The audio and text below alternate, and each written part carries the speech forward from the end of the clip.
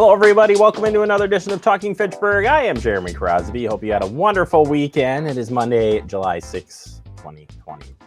Yeah, it was a warm weekend at that. Hopefully you got outside, enjoyed some of the weather, maybe had a barbecue, maybe you saw fireworks because a billion people shot off fireworks all over the place.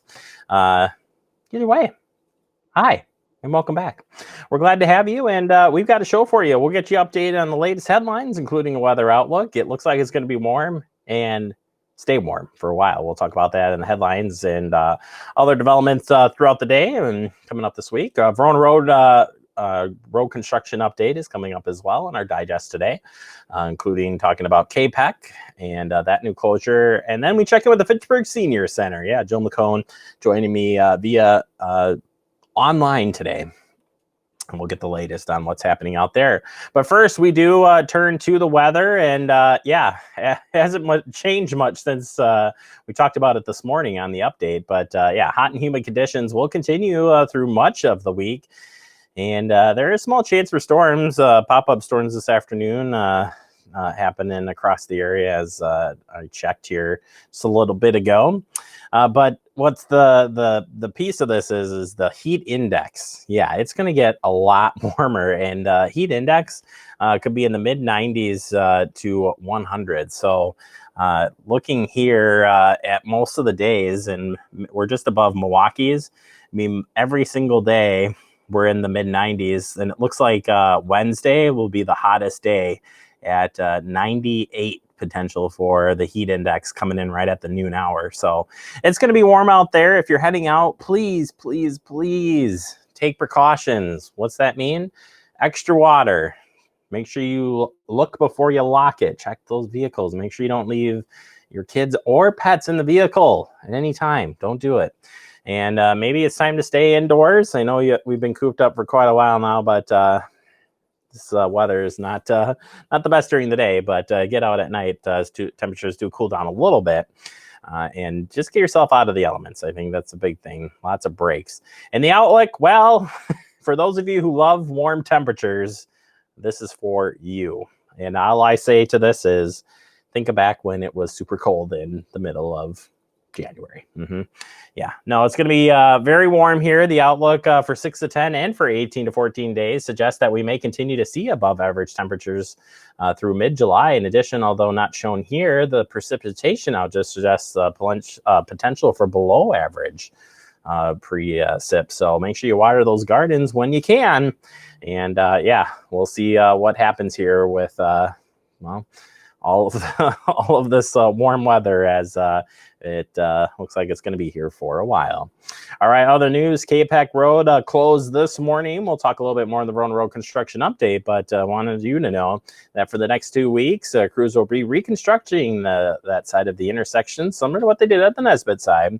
So alternative routes are required, and you could use a Verona Road intersection to get around this project currently. So if you're heading down in that area, you won't be able to make a right in or out of KPEC intersection while they work on that for the next 2 weeks. All right, Fitchburg Senior Center, we're going to be learning a little bit more about what's going on there, but the in-house foot care is available, and we'll talk about this with Jill coming up. But that is available at a limited basis. All safety measures will be in place. You must call 270-4290 to schedule your appointment and receive information. The cost is $20, and you must wear a disposable mask provided by the Fitchburg Senior Center. So if you do make that schedule, you got to wear a mask when you do come down to the Senior Center. All right, same day curbside pickup. Yeah, we want to talk a little bit about this. Is part of the Fitchburg Public Library's additional hours. Yeah, they've put a lot of extra hours out now for curbside pickup. So here's what you need to know. It is subject to change, so make sure you check in when you're taking part in this. But the schedule will be changing to this. Mondays, Mondays it's 12 to 5, Tuesdays 9 to 2, Wednesdays 12 to 5, Thursdays 9 to 2, Fridays 10 to 2, Saturdays 10 to 2. So those are your same day curbside pickups. Yeah, it's now for same day pickup only. Only items that are currently waiting for you on hold shelf can be pulled for pickup. Have your library card ready. If you do not reach us on the first try, please call again. We will not be checking voicemail during this time. So pickup can be requested once per day. Please allow 1 hour after you call to process your order. This is pretty cool that they've expanded those services in the hour of pickup here. Mondays 1 to 8, Tuesdays 10 to 5, Wednesdays 1 to 8, Thursdays 10 to 5, Fridays 11 to 5, and Saturdays 11 to 5. Returns will be accepted during these times only through the drive up book drop. Book drop may be closed early. If the drop is full, we are not taking donations at this time. And you can find all of this up when we post up the link for this, the headlines here. You can go and check out the link to get you there, or you just head out to our website, fitchburgwi.gov. All right, Department of Motor Vehicles' most popular form gets an update. I wonder which one that is. Let's take a look. It is this. The new online guide customizes title and registration application and estimate fees. Wisconsin Department of Transportation Division of Motor Vehicles, that's the DMV, continues its focus on customer services and innovation by simply simplifying its most used form, the title license plate application. Andrew and I have filled this out before. Just saying.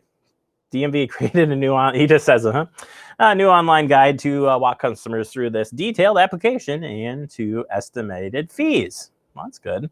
So what are we talking about here? Yeah, well, the new MV1 online application guide helps customers estimate the fees, the title fee, the 5% state sales tax, unless the individual fits one of the 9 exemptions, the local state sales tax, which varies depending on which county the vehicle will be kept in, miscellaneous fees, including electronic and hybrid surcharges, wheel tax estimate by municipalities, gross weight fee. It gets complicated as you fill this out, so I'm glad they're updating this. Processing fees as well. Those are part of this, and a whole bunch of other fun things. That processing fee, by the way, it's estimating the correct fees is the most common error, which they see on their form, and is the biggest cause for delays in customers getting their plates or titles. So that's why one of the many things. And some individuals, like those who bought a vehicle out of state, don't qualify for the online EMV. So this public automation process can help on that front as well. So check it out for details, but good to know, especially if you're picking up that new car. All right, finally, we're talking with Department of Ag, Trade, Consumer Protection, and with prices stabilizing, the state ends the abnormal economic disruption period. Did you even know this was in place, Andrew? Well, I did, because we talked about it on this show. The end of the abnormal economic disruption declaration means that future price changes will not be subject to price increase prohibitions described in the state law. Complaints about prices that exist before the end of the emergency declaration will continue to be investigated, even if those complaints are filed after the declaration has ended. So you can still if you think something's off, you can check in with that. Since Governor Evers issued the order on March 12th, the ATCP has received a total of 725 price gouging complaints. Complaints have been in the following categories: 39% at grocery items, 32% in household supplies, 11% for personal protective equipment, 18% for other items. So could be a little bit of anything, right? DATCP received the highest volume of complaints during the week of March 30th through April 3rd, when 191 new complaints were filed. As economic activities resume across the state, the Department of Ag, Trade, Consumer Protection has seen a decline in the volume of price gouging complaints. Currently, DATCP is receiving a very few or no price gouging complaints daily. So that's kind of gone down as this has gone on. So consumers should still be aware of price increases during COVID-19 pandemic that may reflect temporary or legitimate disruptions of the supply chain. Consumers searching for the best pricing may consider waiting until the supply for those stable items or brands, kind of get restocked.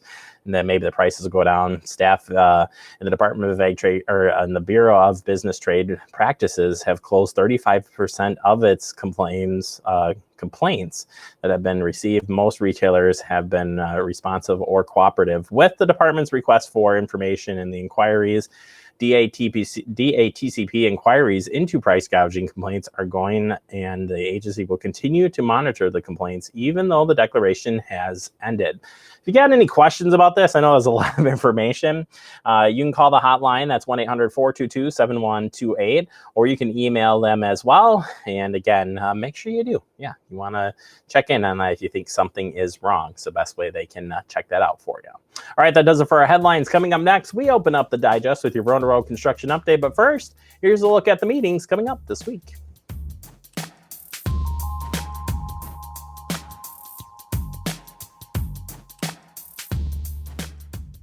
You could be spreading the coronavirus without realizing you have it. So follow guidance from authorities where you live and do your part. It's important to limit in-person interaction with anyone outside of your immediate household, but phone and video chat are safe ways to connect. It's also important to limit any social gathering. This advice applies to people of any age, including teens and younger adults. Visit coronavirus.gov for the latest information.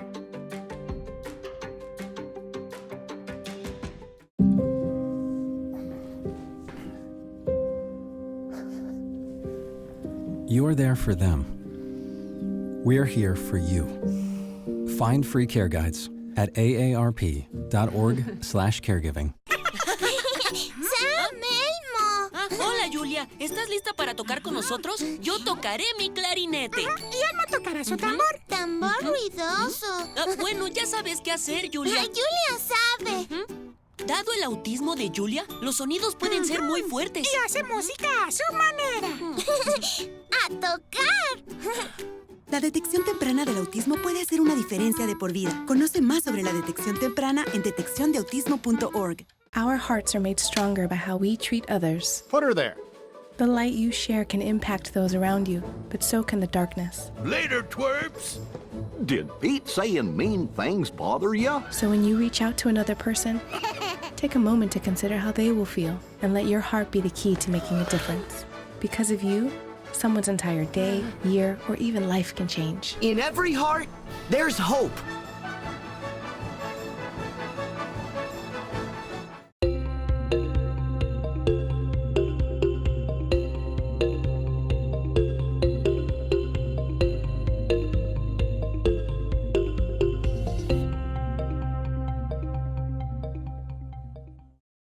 Welcome back into Talking Fitchburg. On to the digest. We're talking about your Verona Road construction update. And this update, well, maybe a little bit brief as construction last week finished out early, but we got a new road closure to tell you about. We told you about it in the headlines, and we'll tell you about it here. So let's get started. And we start with County PD McKee Road between Verona Road and Commerce Park Drive. And 2 lanes are open on the westbound and eastbound within these project limits. Be alert for crews and equipment near the travel lanes. Put down the distractions. That's what my friend Steve would say. Put it down or get pulled over. I don't know if he would say exactly that, but, you know, something like that. All right, County PD, continuing here, we've got open turn movements at Nesbitt Road and K-Peck intersection. However, starting this morning, K-Peck Road is closed at PD for 2 weeks as they reconstruct that intersection. So if you look closely here, the right turns in and left turns, or right in, right out, not happening. And no left turns into K-Peck Road during this time. And you'll have to go up to the Verona Road and work your way around to get back to K-Peck. So be aware of that. I know there's a gas station right there. So, you know, bear with that, and please be alert, because I'm sure it's going to be a little bit of a jam in that area during this time. So take it slow as you go through there. All right, moving on. We've got left turn closed from westbound County PD to Hard Rock. That's still in place, but you can make right turns from eastbound County PD and at Hard Rock. So you can get in and out of Hard Rock. Still can't make that left turn, though, onto Hard Rock at this time.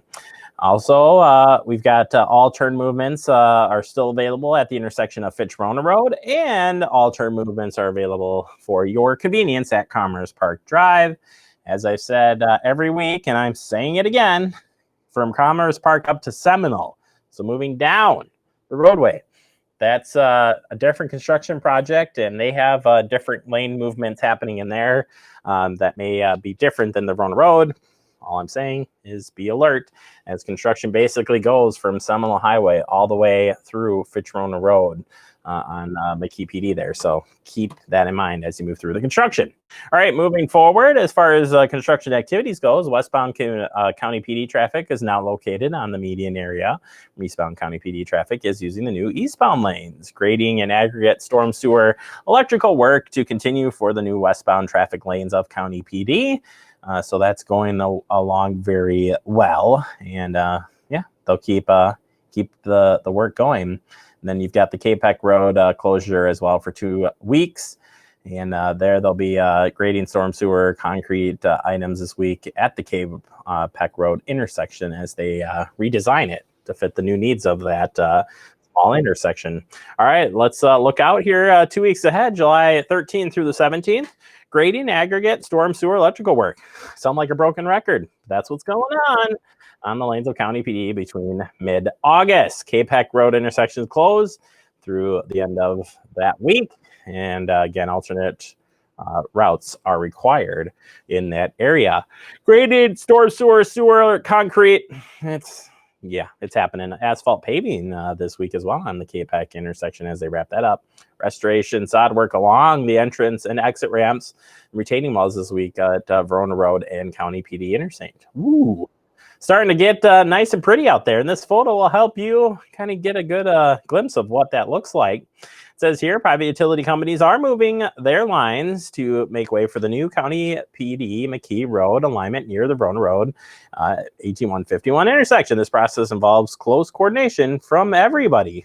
Yeah, it's a lot of utilities to move there. While various operations can be fascinating to watch, please focus on the road. We'll do our part to share the construction progress right here on their Facebook page, and that's coming from the Wisconsin DOT. My friend Steve sharing some of that great work there. And you can see that retaining wall. Those colors on those, the overpass there are pretty cool. So it's almost done, folks. We're almost there. Woohoo! I cracked myself up. All right, public meetings are suspended temporarily, including open houses Verona Road for the Verona Road project. However, the public involvement remains very important to DOT staff, so you can still contact them with any questions, comments related to the project. The information is on your screen. We want you to make sure you stay connected with the project, whether you check out the Verona Road project website or their Facebook page. And same with the Verona Road Business Coalition. They're providing you updates and keeping the businesses and you connected during the construction season. If you haven't checked them out yet, your time's running out because the project's almost done. So excited for that. All right, that does it for this update. Coming up next, we open up our guest segment, talking with Jill McCone about what's happening at the Fitchburg Senior Center. That's next right here on Talking Fitchburg. See on page 4 that the projections need to be flood next Thursday? Seriously? Thursday? Can't do that. This is really inconvenient. I have yoga that day. I have no time for this. So, I can't do Thursday, but I can do Friday. Disasters don't plan ahead. You can. Talk to your loved ones about how you're going to be ready in an emergency. Don't wait. Communicate.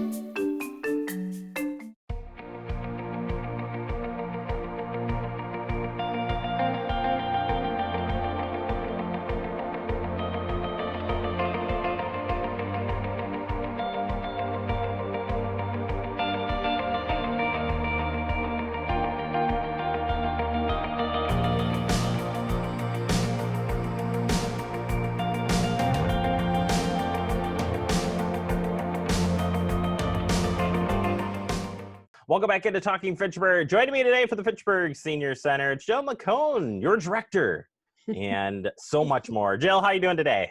I'm doing super. Back to work after a long weekend, so settling in. Yeah, and I don't know if, with COVID being in place right now, this might be a good time for people to be staying home as the hot weather I know is just increasing. And my guess is I would be working with you this week to talk about outreach on checking on loved ones, which you still should do. But Yep. Yeah, a little bit different now because we could be a cooling center in some capacity, capacity, but now. No, I know this whole week. I mean, it's something to consider. People. We'll be reaching out to a lot of our folks this week just to check on them and see how they're doing with the heat. Yeah. Yeah, it's a Yeah. good thing. Well, we had to push things back up at City Hall and basically across the city, and with the pandemic still going on here. What as far as your facility goes, Right. you weren't necessarily going to open, but Right. tell us what is your current status at the Fitchburg Senior Center?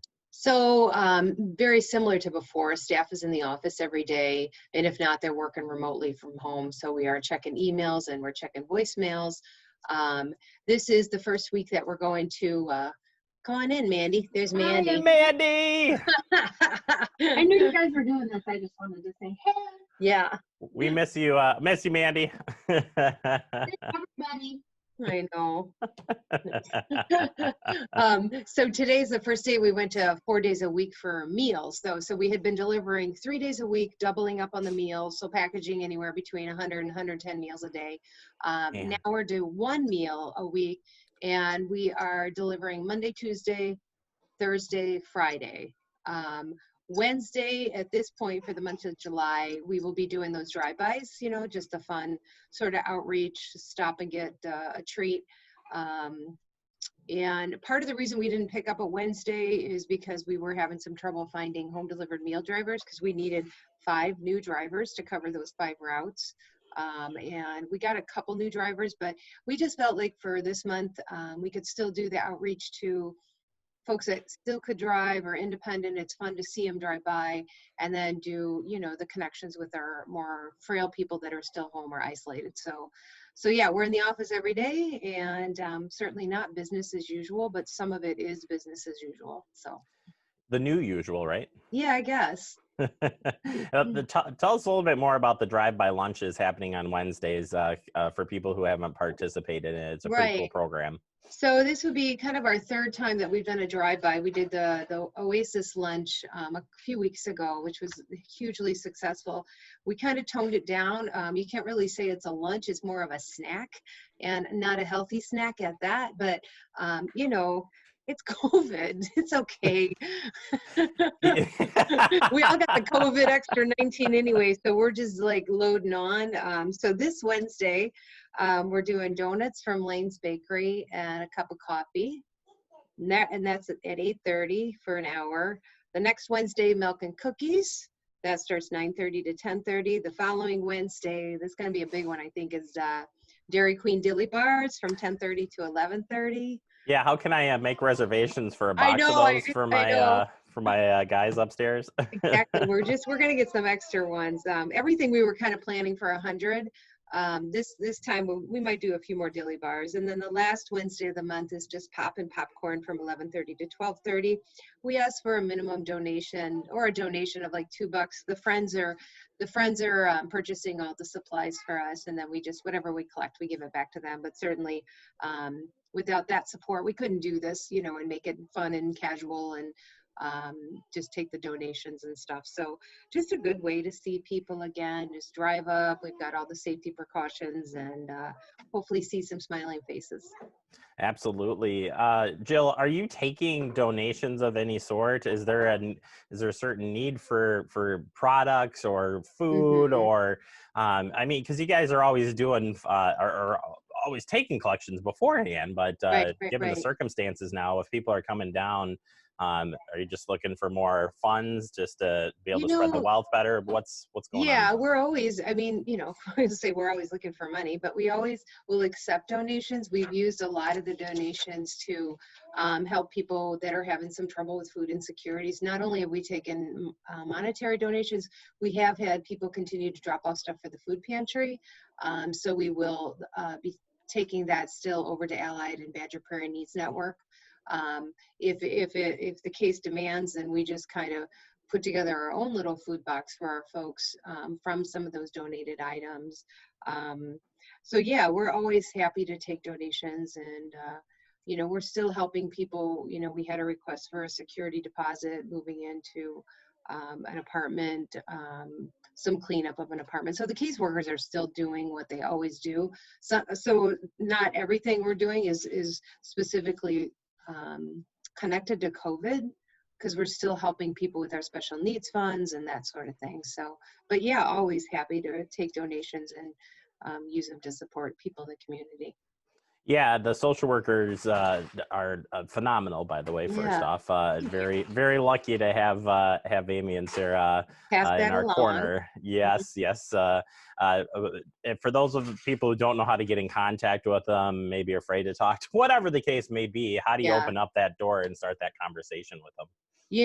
Just give us a call, and, Susie will listen to what your needs are and then patch you back to a social worker, or just call and say, I just need some help. Can I talk to a social worker? Another thing I forgot to mention is Dane County Library is opening back up their library service. So they have delivered a new set of books. And so we are taking appointments for people to come in and grab a book out of our library. I know that, Fitchburg Library also is doing that. But it's nice to come in here too. You don't have to put it on reserve or anything. You can just come and see what we have. We'll disinfect after you leave. So you can call Susie and make an appointment for that. And then we are doing 2 days of foot care this month, and that's filling up pretty quick. So I was gonna say, why is foot care so popular? Tell me a little bit behind it. I mean, as you get older, it gets harder to reach down and bend down and trim your toenails, and long toenails can become infected.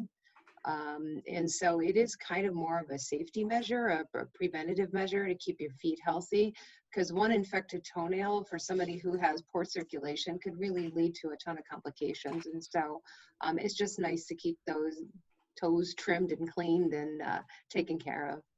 Yeah, I never really think about that. Something that you do all your life, and then it can be a little bit harder to do it. And that's an awesome service. Finally, here, Jill, if people want to learn more about what you got going on day by day, week by week, how can they do that? They can either go on the website, go on the city website, and connect to our main page. They can, the newsletter's there. They can go on our Facebook page. They can also call, and if they want, we certainly will mail them a newsletter. We know a lot of people don't go on the computer as often, and so if they want one in the mail, give us a call. We are sending a lot of them out to those folks that we know are not able to access a computer. So I'd say just give us a call. We'll figure out a way to meet your needs. Yeah, absolutely. Yeah.